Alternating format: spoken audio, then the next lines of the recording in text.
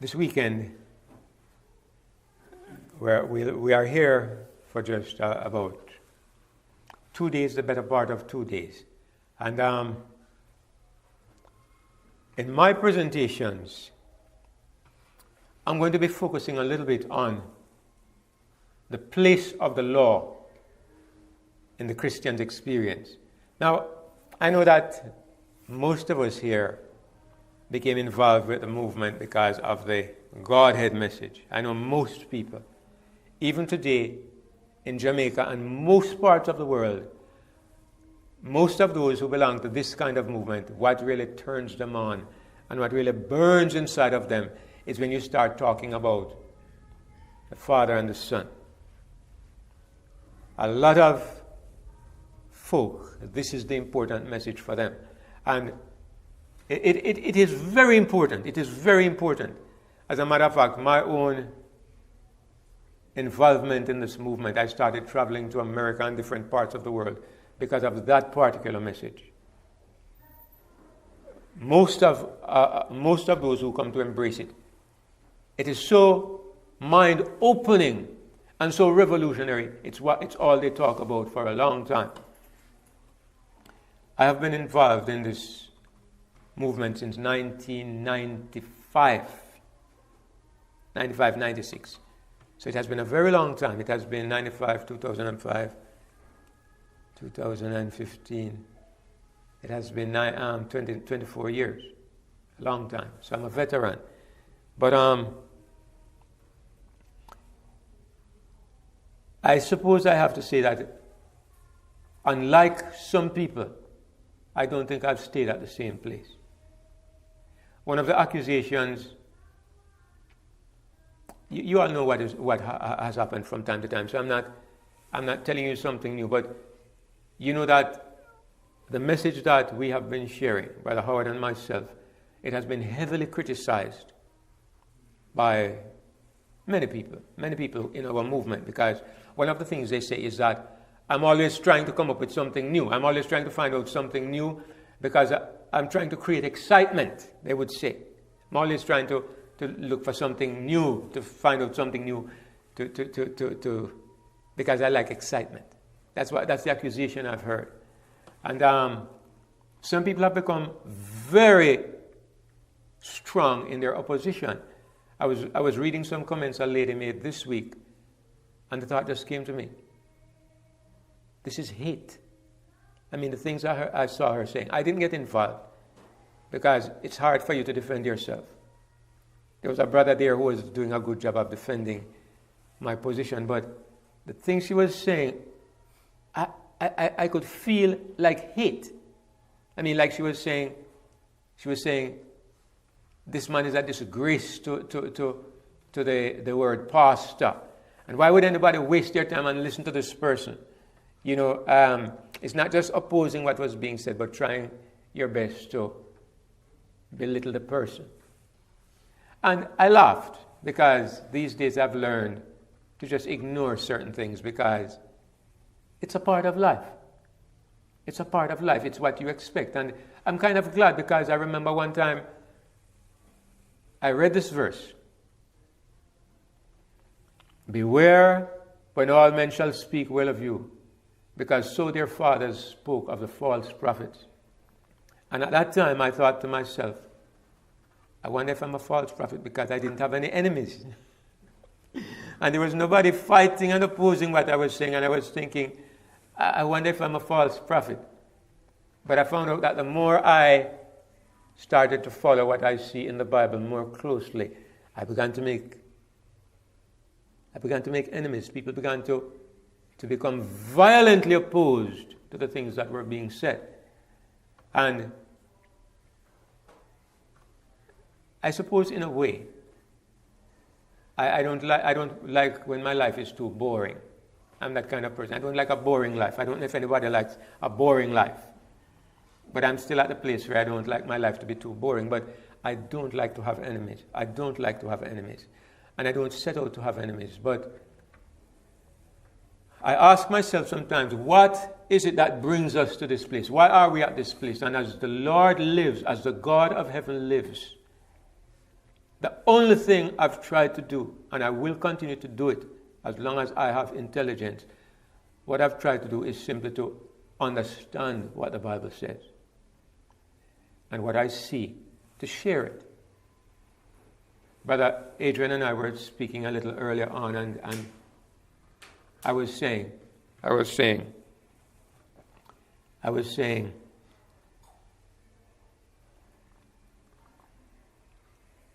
if I've learned this, if you set out to not displease people, you will never speak the truth. If you make it your purpose in life not to offend anybody and not to do things that will disturb the crowd, you will never speak the truth. Because the truth is going to offend somebody no matter what you do. So you have to set your mind in a way that the only person in this universe who matters as far as what you believe and what you teach is God. Because the time will come when nobody, or it may come, hopefully not, the time may come when nobody believes what you are saying except God. It happened to Noah. His family probably came along because they were relatives, maybe. Well, hopefully they believed him. But it almost happened to Jesus too. One day he said, if you don't eat my flesh and drink my blood, you have no part in me. And everybody left, except the 12 disciples. And he said, you're going to leave too? And if it were just the things that he said, they would have gone. But they said, where would we go? You have the words of life. So even though they didn't understand what he was saying, they stuck with him because they had found out he had the words of life. The other people left because the doctrine was strange. Okay? And I've learned that you have to have a relationship with God where the person who is closest to you is God, because the time will come when everybody else will oppose you for some reason, and it's you and God alone. I even remember when I first came to understand this message of righteousness in Christ, as we now believe and understand it. And Brother Tony was reminding me about it. I was in my kitchen that morning praying, and I was saying, oh God, when will I ever become what you want me to be? When will I ever be? I've been trying for 30-something years, and I'm still at the same place. I don't seem to be going forward. When will I ever change? And it's like in the darkness, something just spoke to my mind and said, you will never change. You don't need to change. You need a different life. And the reason why it hit me that way that morning was because I had just come to understand about the two Adams. That's why this has become a very special message for me. I was just understanding the idea behind the two Adams. One Adam brought us into death, one Adam brings us into life. But this morning I saw clearly it's not just that legally I'm in the second Adam. It's that the second Adam has my life. The life that is in Jesus Christ is the life that I need. That life is already perfect. That life already has everything that I need. I was trying to create what already existed. That's what I was trying to do. I was trying to become perfect by doing all the perfect things. I didn't recognize that my perfection was already done by somebody else, put down and sealed. My challenge is how to receive that life. That was my challenge, and I did. That morning I understood it, and it blew me away. First person I could get a hold of was my wife. I said, sweetheart, thank God I don't have to be perfect. And she said, what? She went around in a daze all day because she thought I was going off. And then in the evening I explained to her what I meant, and then she had some rest in her mind. But the thing is, when I went to church that Sabbath to share with my brethren who had been with me since 1985, when we got put out of the church, we started an independent church. These people have been my brothers all those years until 2005. How long was that? 20 years? And when I went and shared this message, everybody stood against me, including my own son. That boy never opposed me in anything in all his life, and that day he opposed me in church. My brethren and my friends, Brother Bill, Brother Dervin. Huh? Can anything be like that? No, nothing can be like that. And I realized that Sabbath I stood alone with God because nobody accepted what I said. But afterwards, as they began to understand, of course, everybody came around to understand. But that first day, I stood alone with God. And I came to, it was reinforced in my mind that you have to know what you know between you and God, because there are times when nobody else will stand with you. But if you got your message from God, then it doesn't matter. When you live to please the Lord alone, your faith will be stronger, and then it doesn't matter what other people do. Other people cannot turn you away from the way of truth when you know that it is God who gave you that message. So, it was that way. Now, I'm kind of jumping around a little bit here and there, but the point I want to make is this, that I'm kind of proud of this fact. And I don't use the word proud in a negative sense. I feel good about it. I'm kind of proud of the fact that our ministry has been trying to move the truth, to move forward with the truth. We have not been stuck in the same spot since 1995. A lot of the ministries that we were involved with in the beginning of this movement, in my honest opinion, they have not moved. They have stood at the same spot, and they are saying the same thing over and over in the same way for the past 20-something years. And it's good to be stable. It's good to have a foundation that you stand upon. But the point is this. Do any of us live under the illusion that we are where God wants us to be, that we're at the end? We're at the end point where God wants us to be?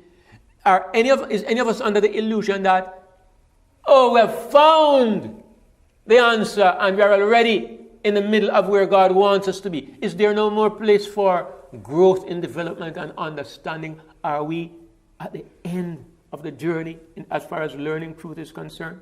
Some people seem to have that idea. When you come to the place where you know everything that God wants you to know, I'm going to tell you, we will not be in the condition that we have been in for the past, how many years?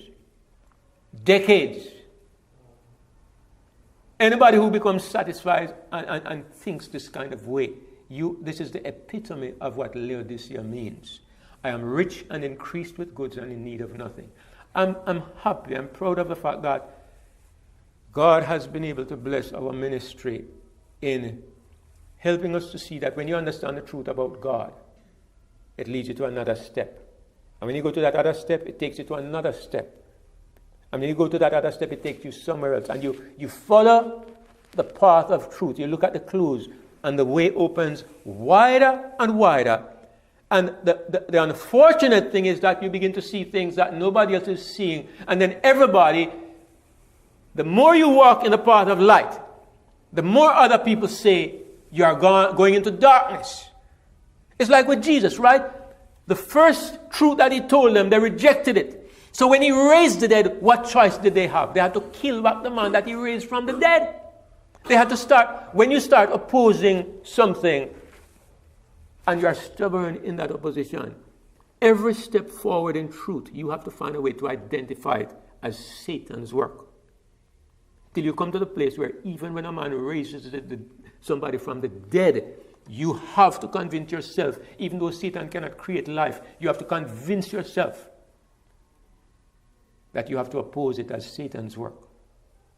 So it's dangerous to take the first step in opposition to truth. Be true to your conscience. One brother accused me, I remember one of the leaders in the movement accused me. He said, there are these wolves in sheep's clothing have been destroying the flock, and I have been quiet for too long. Now I will have to stand up and oppose this person. So he accused me of being a wolf in sheep's clothing, because he says, what I can see is that this man is trying to lead people right out of Adventism. And so his concern is that he has to defend his denomination or he has to defend his belief structure. And I can understand. I understand, okay? I was born into Seventh-day Adventism and I grew up in it. I was disfellowshipped in 1985, but at the same time, I never truly came to the place where I have rejected Adventism. I've rejected some of the things that they teach, some of the things the church teaches, but I can't identify as a Pentecostal, a Baptist, a Jehovah's Witness, a Methodist. No. My roots are Adventism, and as I study the Bible, there are some foundational things in Adventism that I hold on to because I see it in the Bible. And I can't get away from it. So I would never identify myself as anything. In fact, the best option I take is I don't align myself with a denomination, but I confess many of the ways I see things are in line with how Adventists see things. But I'm not taking that road to defend Adventism because people have put Adventism above the Bible. Adventism must take its place when it agrees with the Bible. And when it disagrees with the Bible, what then? What then? Are we to do like the Jews who stood by Moses and killed Jesus Christ? Are we to say, this is where Moses took us and we are not prepared to move any further than where Moses took us? That is the attitude some people have. And so they are very strong for their Adventist beliefs and their denominationalism, but they are very weak when it comes to the Bible and the righteousness of Christ. So, I'm saying all of this because I'm saying that on this weekend, I in particular, I'm not sure about Brother Howard, but I in particular, I want to be focusing a little bit on the place of the law. Because I could say that in terms of doctrine, the center of Adventism has been the law, is the law. And I'm convinced that, well, I don't need to convince anybody who understands Adventist history, because even in Adventism, in the history of Adventism in 1888, God tried to change this focus. Nobody can deny that who understand. In 1888, Jones and Wagner brought a message to the Adventist church. And the purpose of the message, it has been very clearly stated, it was to lift up Christ. It was to put Jesus Christ where the law had been put. And I'll tell you, Adventism has not escaped that trap until today. Today, still the center of Adventism is the law. And this is why I'm going to be talking about the law for this weekend. Now, why? Because I believe that, or I could ask you a question to make my point. When does something good become bad? Anybody think you can propose an answer to that question? When does something good? When you know something and you reject it. When you know something and you reject it, all right. When you know something is true. Then it has a bad effect on you. All right? When the good thing is misused, that's another way. It's like if you take your toothbrush to clean your shoes. That's a bad use, but it doesn't make the toothbrush bad. Maybe when it's lost sight of its original value. Yes, that's kind of getting there. What I have in mind is this. You have degrees of good. You have good, you have better, and you have best, right? Suppose good prevents you from having best. Would you say good is doing a bad work? When something that is good is used in such a way that it prevents you from having what you ought to have, then it is bad.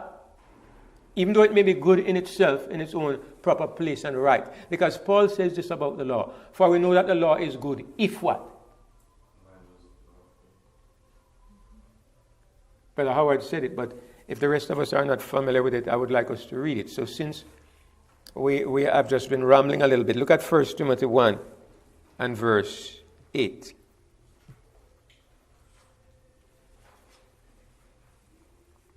Because Paul's word here, if, is kind of instructive. Because what he means is that the law is good under certain conditions, which suggests that under other conditions, it probably might not be as good, right? Or it might not even be good. So he says in 1 Timothy 1 and verse 9, verse 8. He says, but we know that the law is good if a man use it lawfully. So there is a lawful use of the law, and there is an unlawful or an inappropriate or illegitimate use of the law. So the law is good if you use it the right way. But if you use it the wrong way, obviously, it's not good. So, this is what I think Adventists in general, people in the One True God movement have done. They have put the law in the wrong place. And they have used the law unlawfully. And so the good law has become a harmful thing. All right, so each time I talk this weekend, the first thing I'm going to say, I'm going to tell you, I'm going to put it on tape. I believe the law is holy, and the commandments holy, and just and good. And I know that in spite of that, people are going to go around and say that I say the law is no good, and that it is done away with. But I'm going to say it anyway for the record, because every time I say it and then I say something about the law, they accuse me that I'm saying that the law is done away with, and well, they don't really listen. They hear what they want to hear. But anyway, Paul says the law is good if a man use it lawfully. So, obviously, there is a way it can be used unlawfully, and if it is used unlawfully, it's not good. Now, as I said, when good takes the place of best, then good becomes bad. In that context, good is bad. And I think that's what has happened to the law. It has taken the place of the best. And God wants us to have the best, and therefore the law, being in that place, is serving a harmful purpose. Now, I'm going to entitle my presentation this afternoon. I have two titles. I don't even know which one to use, but I'll give you the both of them. One is No Speed Limit, and the other one is Thou Shalt. Thou shalt. All right?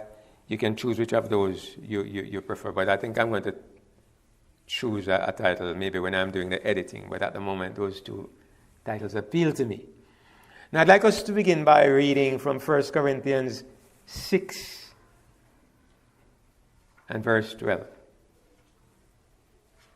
Brother Howard alluded to this verse a little earlier on, but I'm going to read it and we'll explore it a little bit. Paul says, beginning from verse 12, all things are lawful unto me, but all things are not expedient. All things are lawful for me, but I will not be brought under the power of any. Now here is this strange phrase that you're not going to find too many people use this verse or preach about this verse, except those who are really anti-law. Paul says all things. What does the word all mean? Everything. Is that true? Are all things lawful? Can you believe what the Bible says? Is it lawful to steal? Is it lawful for me to steal? No. Is it lawful for me to commit adultery? No. Then you cannot accept the verse. It says, all things are lawful unto me. Now, when you see something like this, usually there are two possible ways to approach it, but usually our minds take the most obvious way. And we miss the other angle. Paul says, all things are lawful unto me. So, I ask the question, does it mean it's lawful to commit adultery, to kill, to steal? Now, I believe it means exactly that. I believe it means exactly what Paul says. All things are lawful. Now, is it wrong to commit adultery? Yes. Is it wrong to steal and to kill? Yes. But for me, is it lawful for me to do these things? Yes. Paul says it's lawful. So something is not quite adding up here. And this is the root of the way we don't understand what Paul is saying. Now, if it is wrong to do it, how can it be lawful? The obvious answer, the only way to reconcile both things is a path that people don't normally take. The way to reconcile all things is to understand that the law no longer can tell me what to do.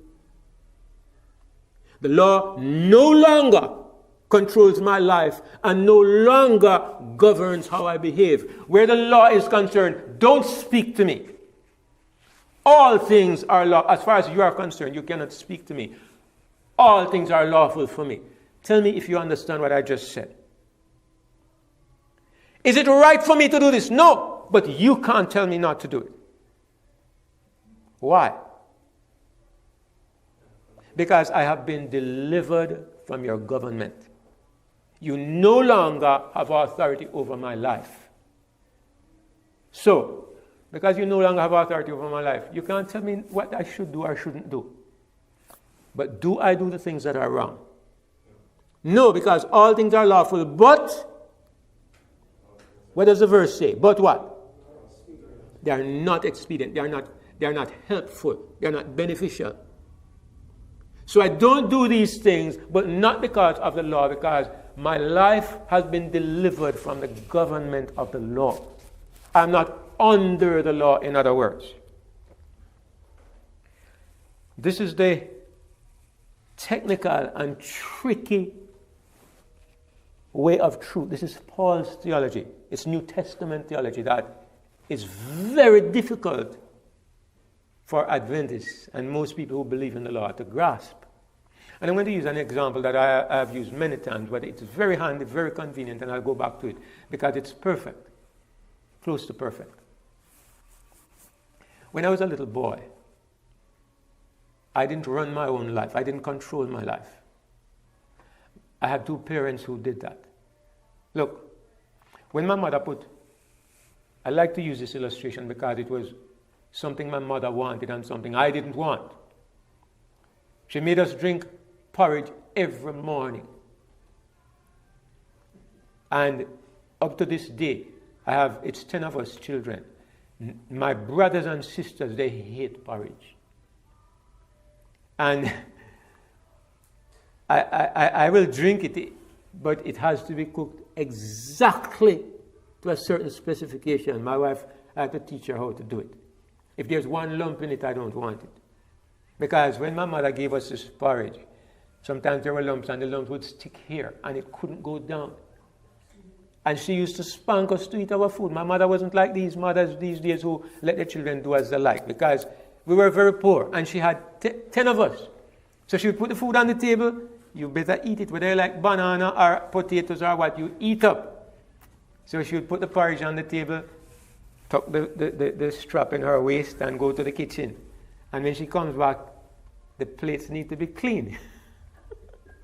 So, look, anytime Mama was not looking, I threw mine to the dog, right? But I had to make sure she didn't see. So, I drank cornmeal porridge, and I prayed for the day when I wouldn't have to drink cornmeal porridge anymore. Why did I drink it?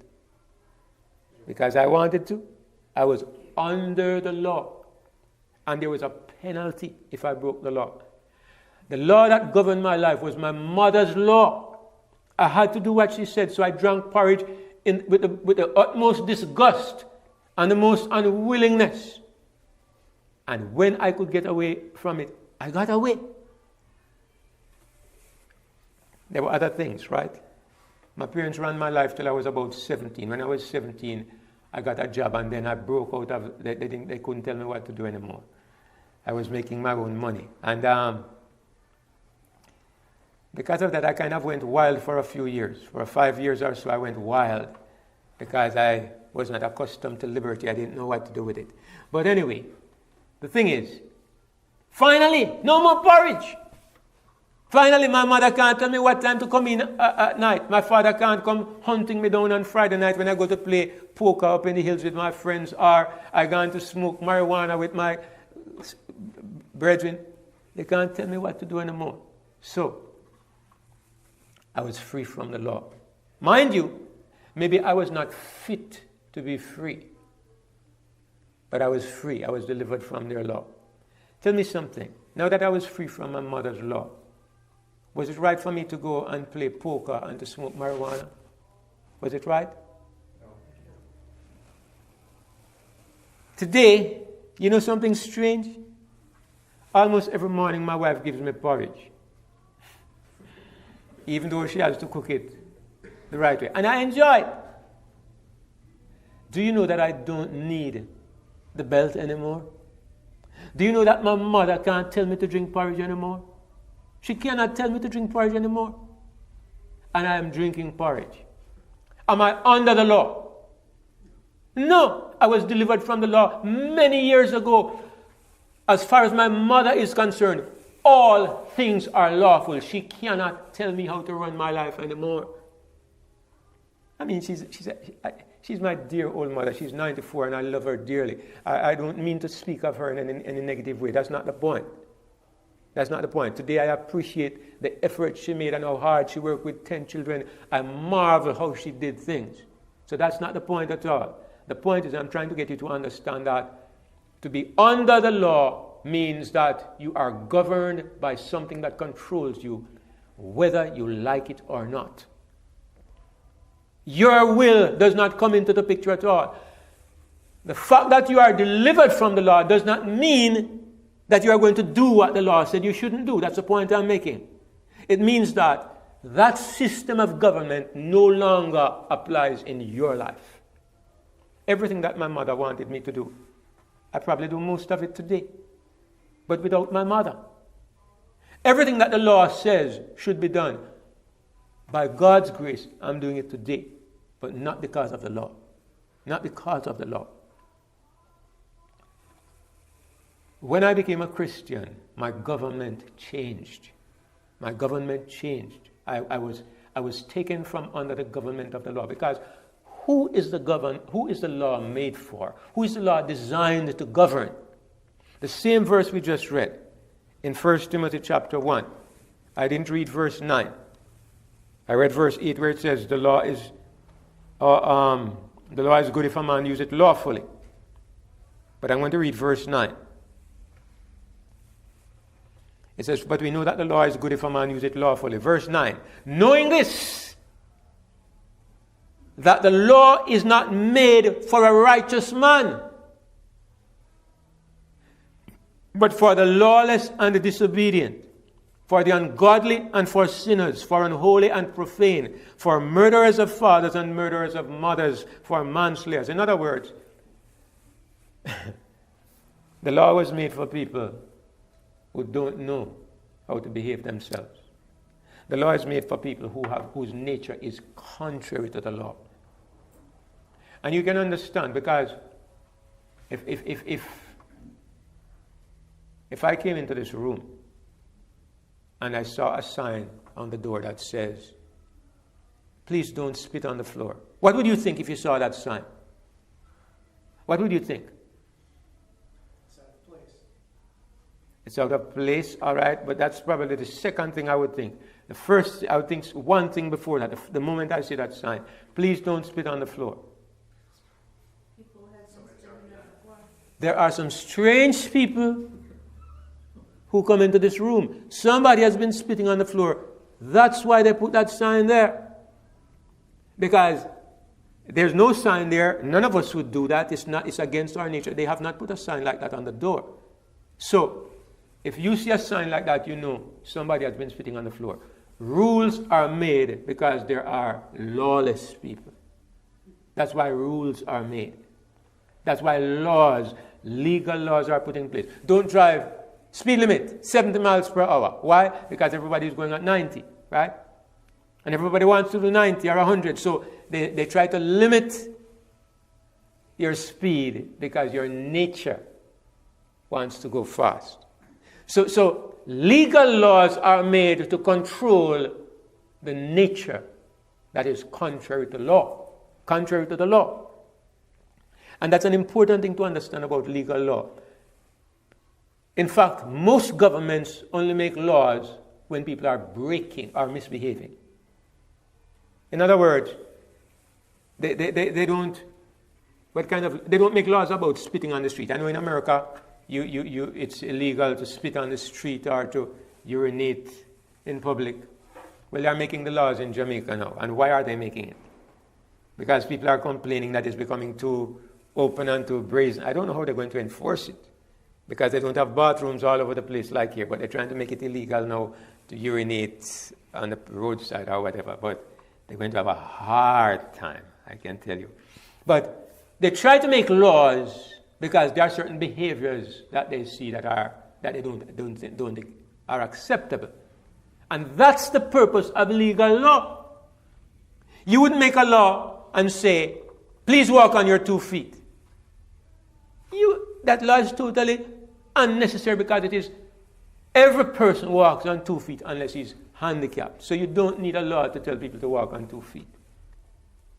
So the point I'm making, I'm trying to reinforce over and over, is that legal law is made for people whose natures tend to break the law. This is why when God gives you a new nature, he can take legal law out of your experience. And he can say, Galatians 5 and verse 16 or 18, if you are led by the Spirit, can you finish it? Let's look at it then. Galatians 6 and verse 18.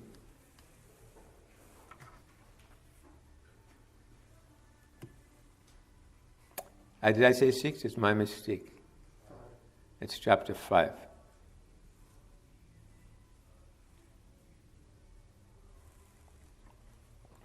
But if you be led of the Spirit, you are not under the law.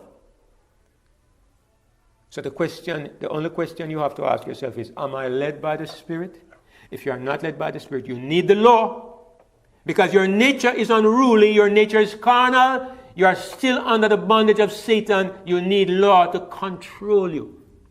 That law cannot save you, but it can control you and prevent you from killing people and stealing and committing adultery. It can help you to some extent to control you, but it cannot save you. Let me ask you something. let me just express something to you. If you're a Christian, if you claim to be a Christian, and somebody has to tell you, thou shalt not kill, what do you think of that? You think if you're a Christian, somebody needs to tell you not to steal?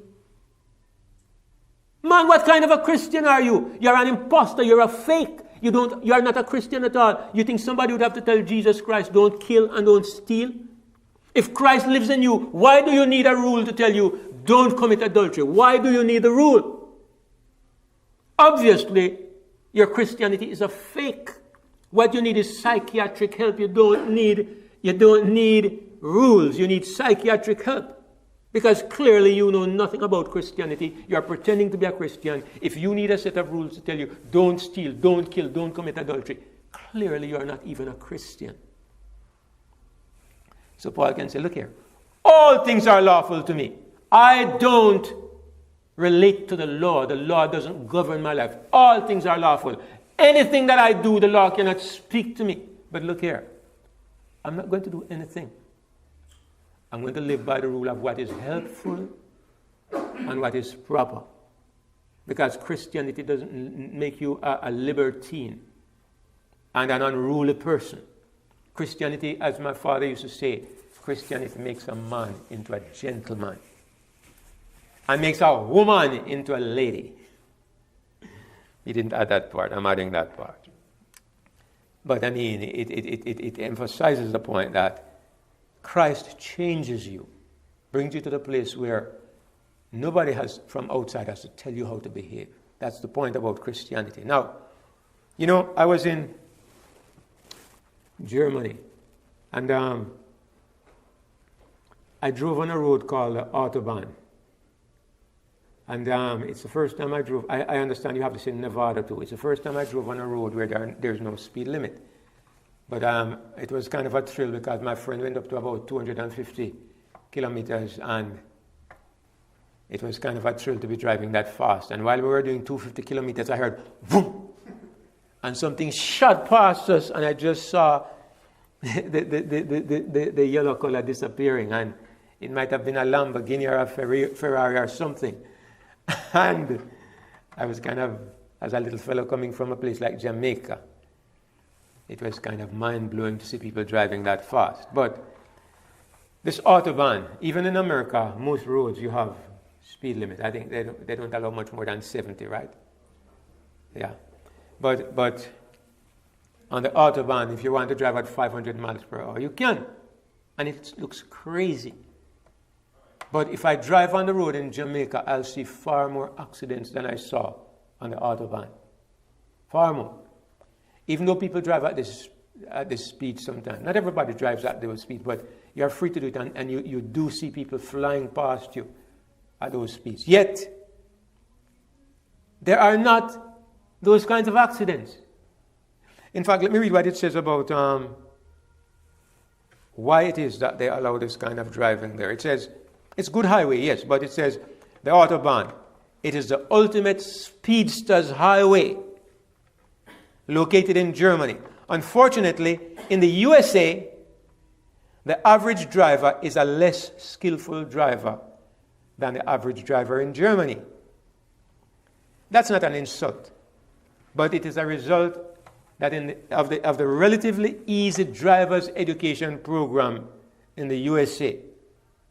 On the other hand, in Germany, getting a driver's license is much harder and requires a lot more practice.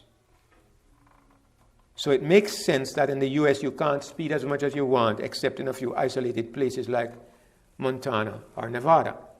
That's true. My friend in Germany, I was amazed when he told me that it was taking him $4,000 to get 4,000 euro to get his driver's license.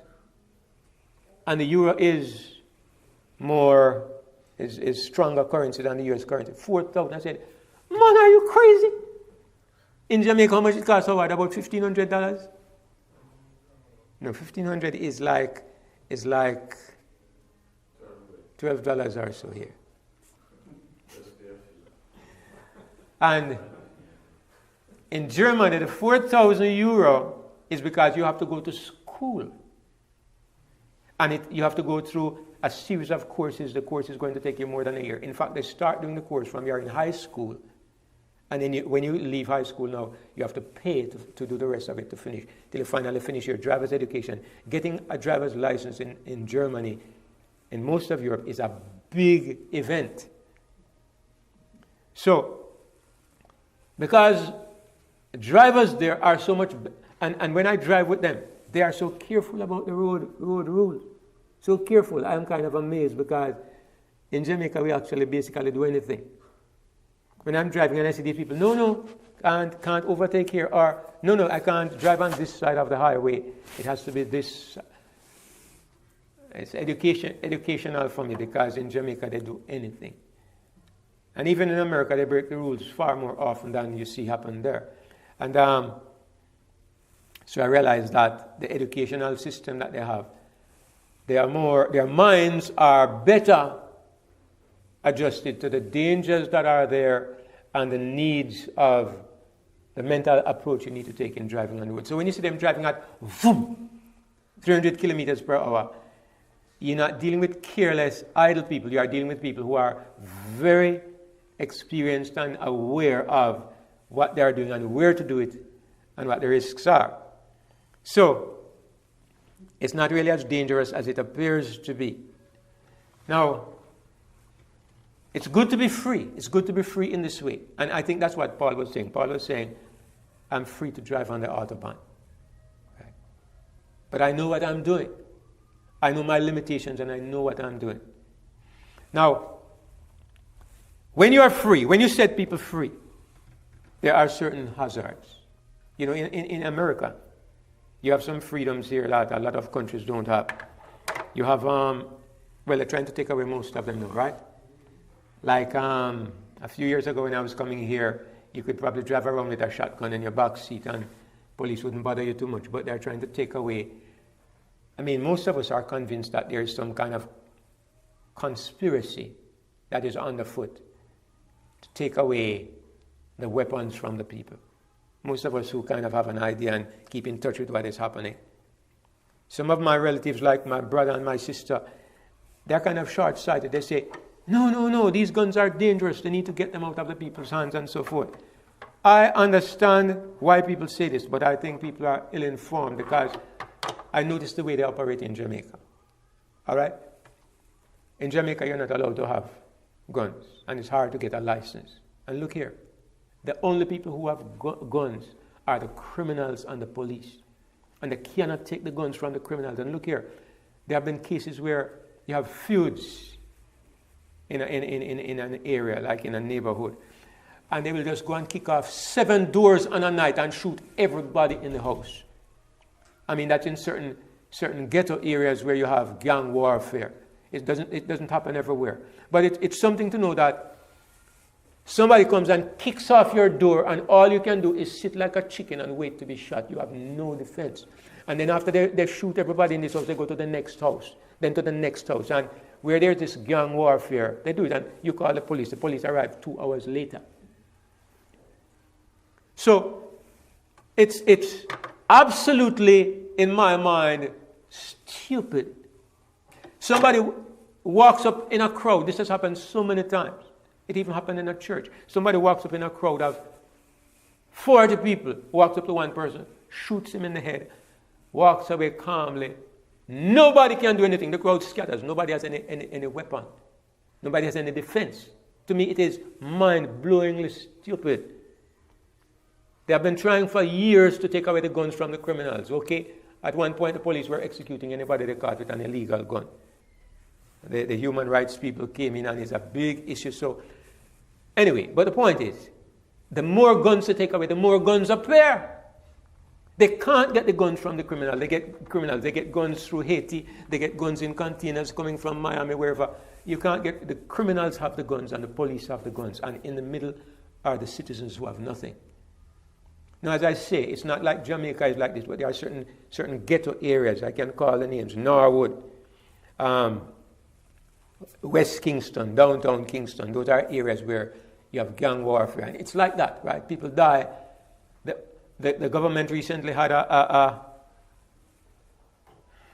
program they call the ZOSO, Zones of Special Operation, where they had soldiers and police curfew the area. To go into the area, you had to pass through a soldier's checkpoint. To go out, you had to pass through it. And the crime died down for a little. Okay, they had that running for several months. Then they couldn't keep it up indefinitely. They stopped. And the crime goes back up immediately. The killing starts again immediately. So what I'm saying is, there are hazards when you are free. There are hazards, you know. But you ask yourself the question, what is better? To make people free or to keep them bound by certain rules? Which is better? And we all have different ideas as to how to deal with it. In fact, things have become so ridiculous in Jamaica.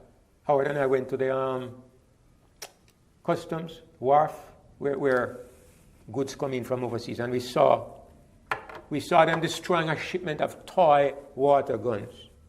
Plastic water guns, green and red plastic. And they were destroying them. Somebody brought in a shipment of toy guns because in Jamaica, toy guns are illegal. If they even see you with a gun carved out of board, as an adult, you're likely to get in trouble. Maybe if you're a child, maybe you'll get away with it. If they catch you with a toy gun made out of board, it's a problem. So, then, because people stab people sometimes now, they start searching people, and if they see you with a knife, you can get into trouble. If you have a knife. And I'm thinking, man, people use stones to kill people. So what, they're going to make stones illegal? It's a mindlessness about the way sometimes governments approach things. But I mean, it's human nature because they think that rules solve problems. They think that rules change the way people are. Take away guns from people, and if they want to kill you, they'll find another way to kill you. When I used to live by the seaside, and I used to go with the boys on the spear fishing, I saw two of these guys firing the spear gun at each other one day. Made to kill fish. I mean, in Jamaica, machete, the farmers use machetes in their work. They chop up one another every now and then. It's not the tools, it's the mind. Okay? But the rules and the laws are put into place to try to control the bad nature. And when you see certain rules being put in place, it's because of the nature of the people. And people always say what you need to try to do is to improve the educational system instead of impose another rule. Because where do you stop making rules? You keep on until one day, everything you do, you become a criminal for it. Okay? Right now, they recently removed the criminalization of using marijuana. For years, if they caught you with one seed, you would go to jail and you'd become a criminal. You would be fingerprinted and your name would be in the book as a criminal. And they couldn't keep up with all the people they were putting in jail. So eventually they had to change the law. And now they make it a law that if you're caught with if you're caught with as much as 2 ounces, no jail. All they'll do is give you a ticket, like you write a car a ticket, and you pay a fine of 500 or something. And that's it. And of course, the police can't bother with that, so everybody's smoking it now. But if they catch you with more than 2 ounces, then of course you can go to jail and so on. But they had to do this because too many young people were becoming criminals.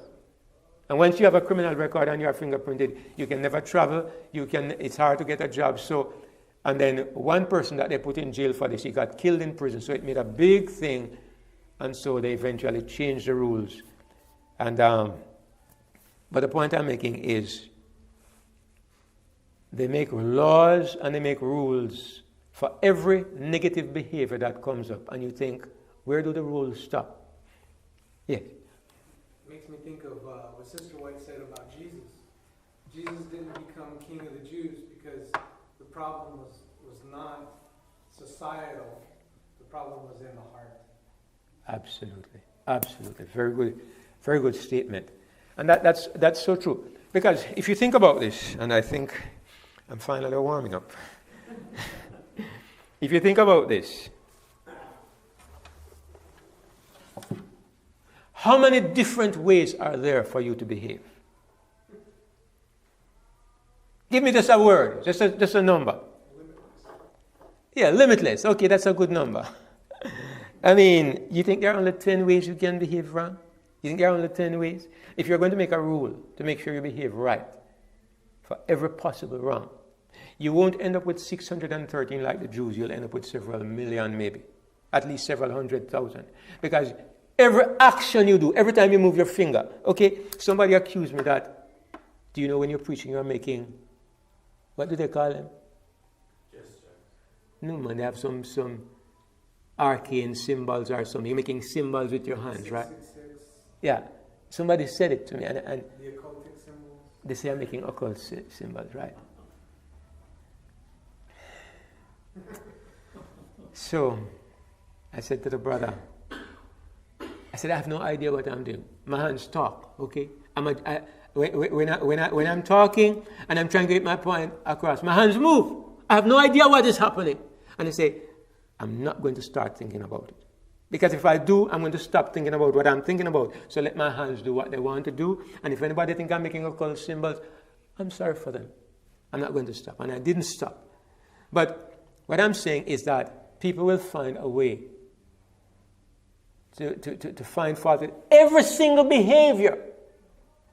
Okay? Somebody will say the lunch we had today was not, what they will say, too many beans, or not properly balanced, or something. They'll make something because people find a way. So if you're going to make a person live by rules, goodness gracious me, this is why you notice that when people have a legal mindset, the rules start to multiply. 10 are never good enough. They start to tell you what to eat, when to eat, how to eat. how to wear, what to wear, when to wear. Everything about your life, they start trying to take control of it, because once you are legally oriented, 10 rules are not good enough. You start to keep feast days or whatever. Because if you become acceptable by your behavior, then the more behavior modifications you make, the better you're accepted by God. When you think that your acceptance is based upon performance, then you look for other ways to perform. Not only this, when you're performance oriented, you tend to measure yourself against the other brother. Olin has, well, it's like this lady. When I was a young Christian, a lady came to me one day and she says, "Are you a vegetarian?" I said, "Yes, quite pleased with myself." She says, "Do you use milk and eggs?" I said, "Yes." She says, "I don't use milk and eggs." She put me in my place. I was good, she was better. Okay? And then probably, you can find degrees in which you are better than other people.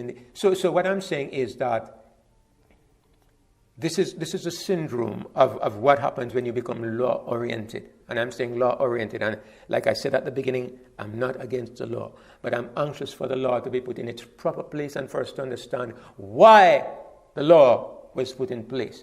It was put in place because God was dealing with carnal people. And that's who it was made for and who it was designed for. Your question when you come to the law is this: am I a carnal person? Am I a sinner or am I a saint? Am I righteous or unrighteous?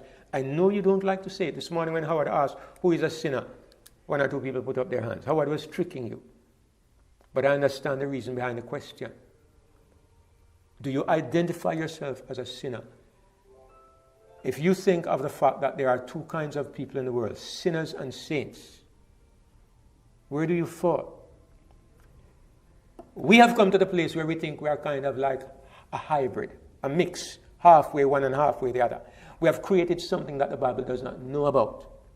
The Bible does not know of hybrid Christians. You are either a Christian or you're not a Christian. There are no hybrids. Half a Christian is not a Christian.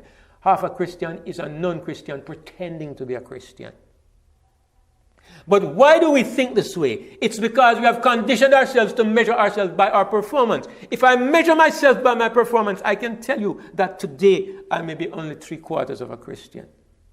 Because I have not been perfect since morning. If you measure me by my behavior, which day did any of you ever get up and say, I live perfectly today? Have you ever done that one day in your life? I know when I was a young Christian, I did it 3 days. I couldn't stand it after 3. Right? And it was just because I was so confused why I thought I lived 3 faultless days, right? I wasn't aware of what it is to really do wrong. I was measuring myself. And I was thinking, if I can keep this up for 4 days, then I can keep it up forever. Goodness me, I was so confused. So for 3 days, I was walking this chalk line and measuring myself and watching myself and trying to not even think. I fought my thoughts. I survived 1 day. The next day, survived. 3rd day, I survived. 4th day.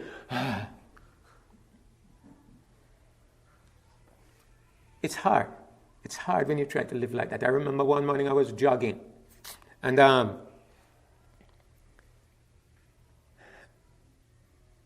if you have been through this kind of process, you will understand what I'm saying. If not, you might not, right? But I was trying to even perfect my thoughts. And I passed on the road, and I saw something, and I realized that my mind was heading in a certain direction. Look here, and I tell you, I fought my mind against it. I fought. I said, I'm not going to think that. I'm not going to think that. And I ran, and I started to sing, and I started to recite multiplication tables, and all kinds of things to make sure my mind doesn't think about that. How is it when you try to do something like that? What do you think is going to happen? It's just waiting. Your mind is just waiting and saying, go on, carry on. Because your subconscious knows exactly what is going on. The moment you stop fighting, what happens? It just pushes itself into your mind, okay? And that's exactly what happened. I fought for half a mile, tormented myself. And as soon as I relaxed for a moment, bang, it came into my mind. And I went home feeling defeated. And I've learned differently nowadays. I've learned this, that you can't stop birds from flying over your head, but you can stop them from making a nest. Meaning this, your mind will think what it wants to think. The fact that a thought passes through your mind is not a sin. It means you're a human being. It means you have a past. It means you have a history. It means that there are things in your memory that you can't get rid of. You can't take away things out of your memory. God will have to do that one day. And because it's in your memory, things will come back to the surface. But what do? Do you play with them? Do you nurture them? Do you encourage them? No. That's what makes the difference. I had the wrong idea about perfection, right?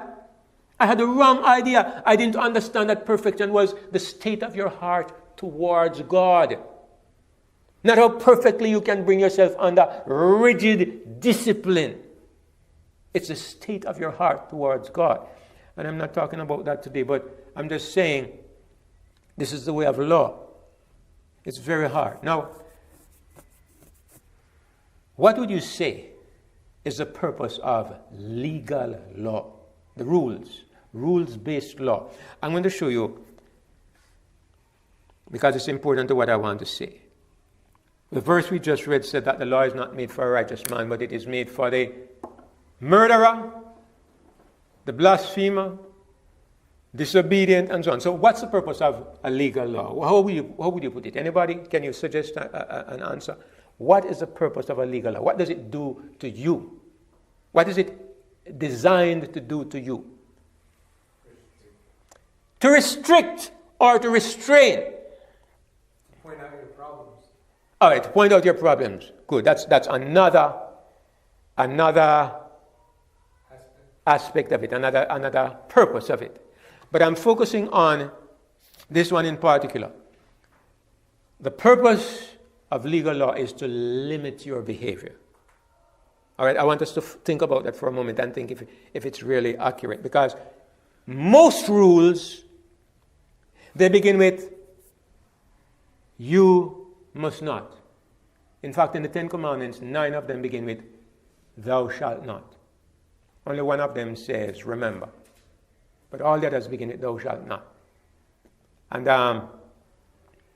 if you can think of all the laws you can think of in the country, don't drive above 70 miles per hour. Don't spit on the road. Don't break into your neighbor's house. I don't know all the laws you have here, but I bet all of them are intended to stop you from doing something. You rarely ever see a law that tells you to do something. Rarely. It's usually stated in such a way to prohibit behavior, not to create behavior. Okay?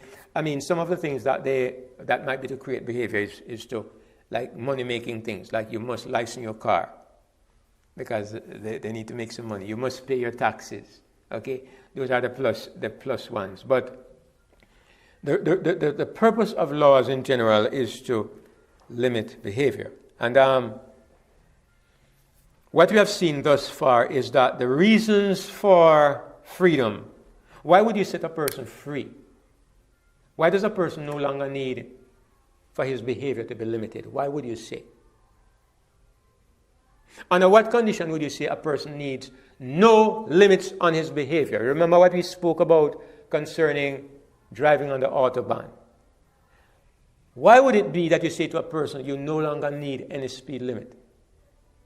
You no longer need any law to restrict or restrain, to tell you don't do something. Under what condition would you say? More educated. More educated. Very good. That's true when it comes to the laws of the land, like driving on the Autobahn and so forth. But in the realm of Christianity, the reason is stronger than that. Christ within, meaning that what has happened? You've surrendered. You have surrendered and Christ has come to live within, and what has happened to you? Your nature has changed. You have a new nature. Instead of a new education, in this case, you have a new nature, because there are two ways to obtain change. One is to educate the person, and the other way, which only God can do, is to change the person's nature. And you know the illustration that we use sometimes of the cat and the pig, right? A pig will always roll in the mud, whether you beat him, or you teach him, or you encourage him, or you cajole, a pig will roll in the mud, because it's his nature. And a cat will never roll in the mud. Even if you train him and beat him and provoke him, a cat will not roll in the mud, because it's contrary to his nature. And a sinner will always sin. Regardless of what you say, you might threaten him with judgment, you might threaten him with investigative judgment, you might threaten him with eternal damnation. A sinner will sin. He will try to put on an outward air of respectability when he's being watched. And when he remembers that God is watching him and he's going to be judged, he will put on an outward form. But it can only last for a while, because you cannot mask what you are for too long. So,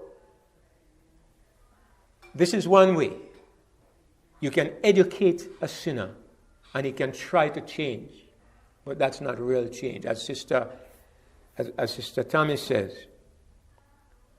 what God does is what nobody else can do. God changes the nature. And when the nature is changed, then it is that you reach a place where the law becomes irrelevant. And so I'd like to read a verse here. I'd like you to go with me to Galatians chapter 5.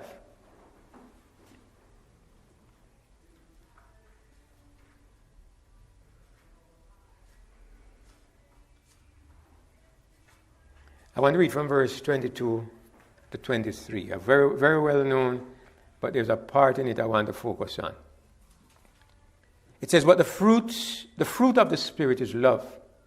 In fact, let me start a little earlier on so you can get the context. Let's go back to verse 18, which we read earlier on. But if you be led of the Spirit, you are not under the law. So remember, the purpose of the law is to restrain your behavior. But if you are led by the Spirit, your behavior does not need to be restrained by law. And there's a reason for this we're going to see in just a moment.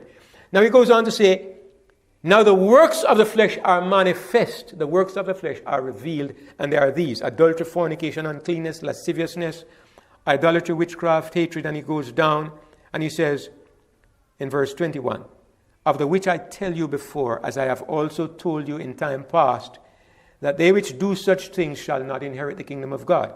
These are the works of the flesh. And the law was designed to do what? To restrain the behavior of the flesh. Now, although the law was designed to restrain fleshly behavior, can restraining the flesh give you eternal life? No. To restrain the flesh is just to control what is still there. If all you can do is restrain your flesh, all right? Thou shalt not commit adultery. So you restrain yourself from going into the other man's bed. But your heart is there, your desire is there. When the opportunity presents itself, one day this monster inside waiting will ambush you, and one day you will do it. And whether you do it or not, it is still the same, because it is the kind of mind and heart you have. You are going to be taken into eternal life with the mind of an adulterer, with the nature of an adulterer. Remember, I'm not talking about when something passes through your mind, because the birds will fly over your head. What I'm talking about is nurturing the thought and cherishing the thought and embracing it and even planning it. That's when it becomes something that cuts you off from God. So this is something I had to understand too, because I was so bothered about the fact that some things would pass through my mind. Like I told you, when I was 17 and I got out of my parents' control, for 5 years, I told people I didn't believe in God. And for 5 years, I did everything. I lived a wild, bad life. And I fell in. We were living in a little seaside village at the time, and I fell in with the life of that village. And they were the most loose, promiscuous, unruly people. No fear of God. And I fell in line with that community. And look here, the memories are there. You don't get rid of your memories. God will take them away one day, but the memories are there in my mind. And sometimes I see something, or I smell something, or I pass somebody, and a memory jumps into my mind. Have I committed a sin? I don't even know what I did. I can't control it.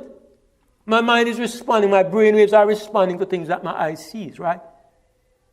The thing is, don't feed on it. Don't keep your eyes there. Turn away from it and be conscious of the Lord's presence. But have you committed sin? There was a time when I believed that that was a sin. But like I said, that is nothing but temptation. You are tempted from your memories. You are tempted from what you pass through. The thought comes into your mind. You don't cherish it. You don't embrace it. You don't plan it. It's not a sin. It's not sin. It's simply a statement that you are still a human being. You still have a human mind. And you're holding to the Lord and waiting for the day when these last relics of sin will be blotted out. Your memories, these memories are to be selectively deleted. You won't remember these things anymore. So, the law can only restrain the way you behave, but it cannot change it. So why would we have law then if it cannot change people? Because if we didn't have law, people would kill each other and they would wipe out, the nation might be wiped out. Because you'd have mayhem. People would break into people's houses, people would take away people's wives. I mean, it would be chaos. So the law brings control, but it does not bring salvation. And that is the point.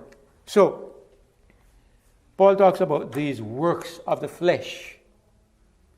And then he says, so you have two things, the works of the flesh, and then he says now in verse 22, but the fruit of the Spirit. So you have two things. You have the works of the flesh, number one.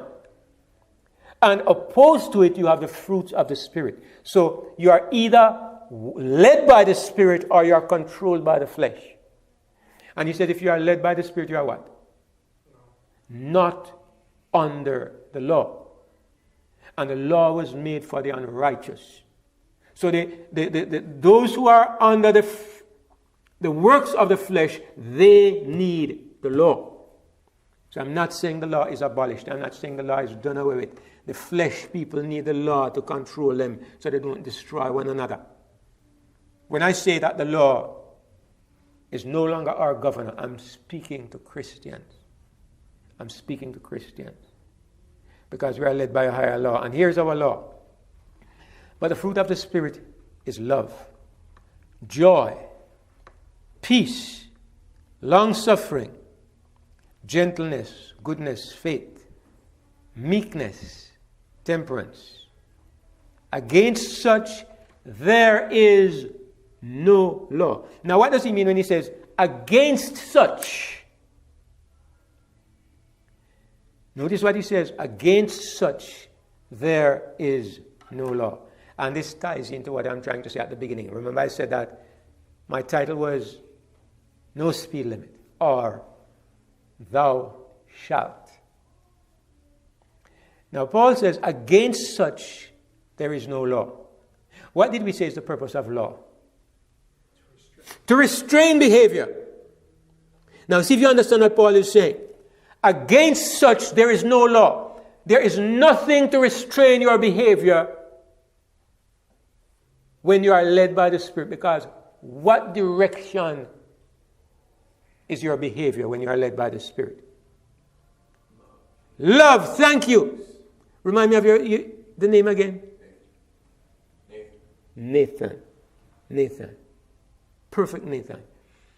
The purpose of a law is to restrain your behavior. Do you know of any law that says, thou shalt not love too much?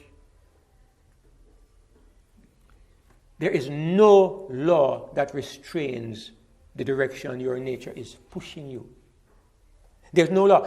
When you have a nature that produces love, joy, peace, long-suffering, gentleness, goodness, faith, meekness, temperance, no law can speak to you, because the direction of your behavior, the direction of your nature, there has never been a law made to restrain this kind of behavior. The other kind of behavior, the works of the flesh, all these negatives, the law was made for them. But because you are led by the Spirit, and the fruit of the Spirit is these things, you are free from law. Because there's no law against where you are going. All the laws are against where you were. Because a law is to restrain behavior. So law is to restrain behavior on that side. There's nothing to restrain your behavior on this side. So what I'm saying, brothers and sisters, is that as Christians, the new nature that we have has no limits on it. And I want to compare it to driving on the Autobahn, where there is no limit. Nobody can say stop or slow down. Because when you love, you will never hear, it's too much. You will never hear, all right, you're overdoing it now. I mean, yes, you can get mushy and sentimental and maybe overdo sentimental kind of affection, but true love cannot be overdone. There's no limit against it. God has put you in a place where nobody can say to you, thou shalt not. Because the whole direction of your life is in a direction where God says unreservedly, thou shalt. Thou shalt love. Thou shalt be happy. Thou shalt have peace. Thou shalt be long-suffering. It's a life of thou shalts, not thou shalt not. There's no limit against your behavior. Nobody needs to put a speed limit on you, because no matter how fast you go and how far you go in this direction, you will still be legitimate. He did it not by re-educating our minds, but by transforming our hearts. And this kind of gives us the basic idea of why I say that our perspective and understanding of the law needs to be readjusted. Because the thing that was created to bring temporary and temporal control, to limit people's behavior, has been made eternally, universally relevant, that it comes to even take the place of Jesus Christ. That's what it has done in many people's minds. It needs to be removed from that place. The law was a limited device to control the behavior of carnal people. The thing that brings about real change is Christ in the heart. So our focus needs to be on Christ, not on the law. That's what I'm saying. And if people want to go and say I said the law is done away, I hope I've made myself clear enough that such people might be proven to be liars. But thank you all for listening, and we'll expand on this more as the weekend progresses. God bless you. Let's bow our heads as we pray.